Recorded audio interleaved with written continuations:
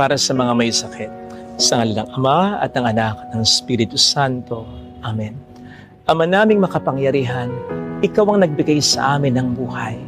Ikaw rin ang may pinakakakayanan na alagaan ng aming buhay.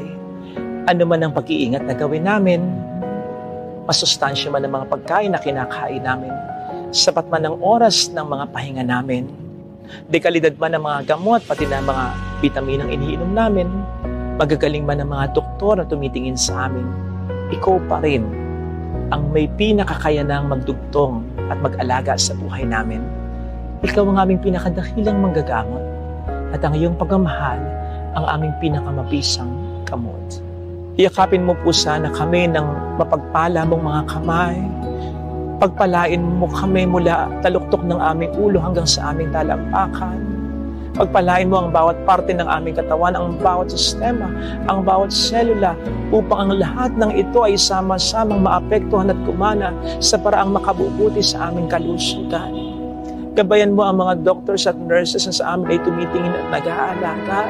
Maibigay nawa nila sa amin ang mga tamang payo at gamot.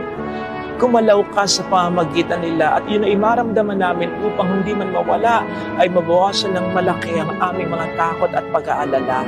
Sinabi mong kami magtiwala sa iyo. Tulungan mo po kami na magawa ito. Sabi nga po ng mga apostol mo, o Panginoong Jesucristo, dagdagan mo po ang aming pananampalataya sa iyo, sapagkat kung minsan kami nasasaktan, nahihirapan, nanlalata, naiinip at napapagod na, tulungan mo pong huwag kaming pangibabawa ng mga negatibong bagay na ito na aming nararamdaman at ang iyong salita ay ang aming panghawakan. Yung salita mo na mahal mo kami, na hindi mo kami kalilimutan, na kami iyong pinakikinggan at kahit kailan ay hindi mo kami pababayaan.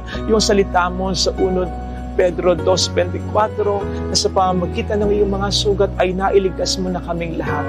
Tulungan mo po kaming huwag mabulit sa tukso ng diablo na nagsasabi sa amin na hindi mo kami mahal, na hindi mo kami pinakikinggan, na ang mga nararanasan naming paghihirap ay bahagi ng kaparusahang binigay mo dahil sa aming mga kasalanan. Alam po namin na hindi ka ganito, pero patawad kung minsan naisip namin ito.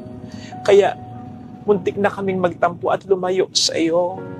Nakalimutan naming tapat ka sa pangako mo. Nakalimutan naming walang imposible sa iyo. Nakalimutan namin na isang buong pananampalataya lamang ang hinihiling mo mula sa amin upang para sa amin ay makagawa ka ng milagro.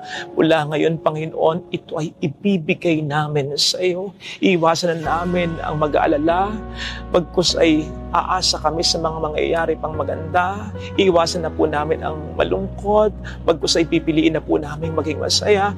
Bibigyan namin ng magandang laban ang demonyo na pilit kaming ginugupo at nilalayo sa iyo. Katawan lang namin ang kaya niyang sirain, pero hindi ang aming espiritu. Kaya't kapag mas pinalakas mo na ang espiritong ito dahil sa aming pananampalataya sa iyo, ay wala nang magagawa ang diablo, kundi palayain na ng tuluyan ang aming katawan na kanyang matagal lang pinahihirapan.